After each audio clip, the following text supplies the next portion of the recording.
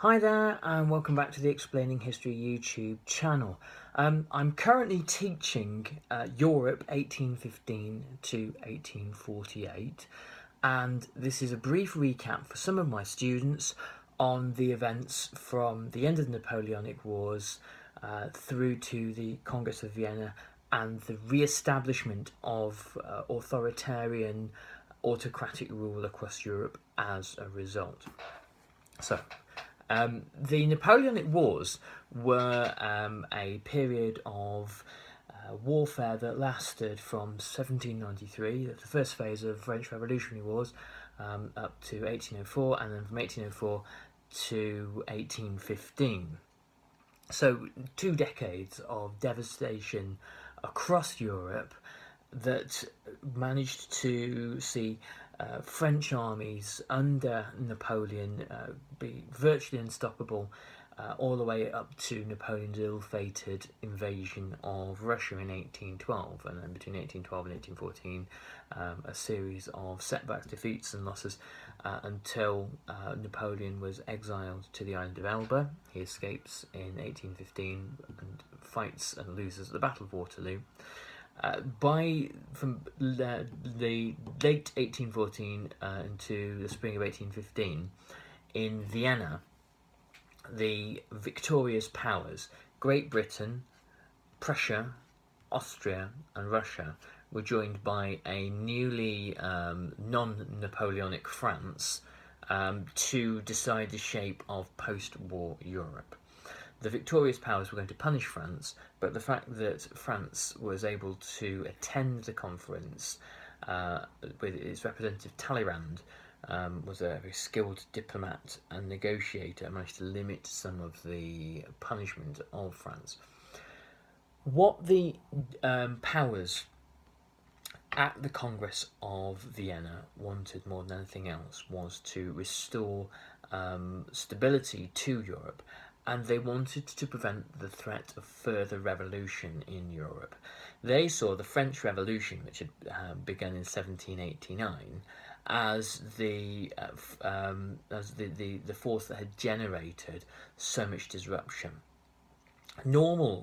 Conventional warfare in their eyes, the kinds of wars that had been fought before the Napoleonic Wars, were a natural part of statecraft and an inevitable part of the affairs between nations.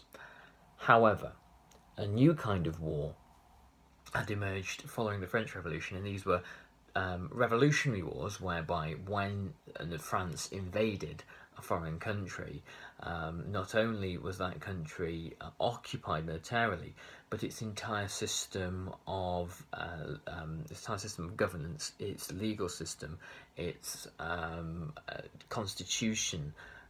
Many of them didn't have constitutions, but its structure of power was fundamentally altered and changed.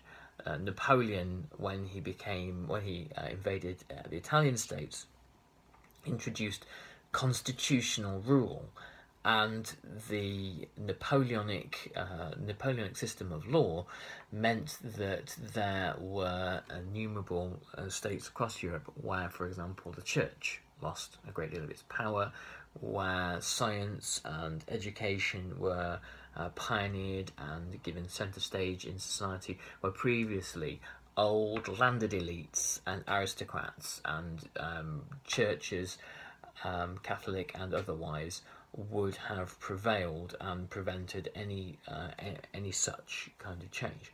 So Napoleon, when he invaded somewhere, made sure that the power structure changed and the elites there were challenged. New elites obviously were imposed. Napoleon was no real democrat.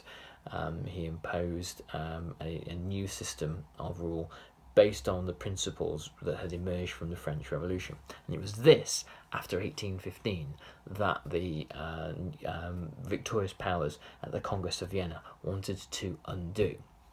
The two most authoritarian were Austria and Russia.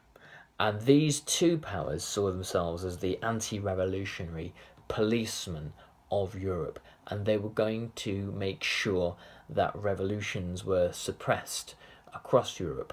But the problem for them is the legacy of Napoleon. Napoleonic ideas and the ideas of the French Revolution had not gone away. They'd simply been suppressed.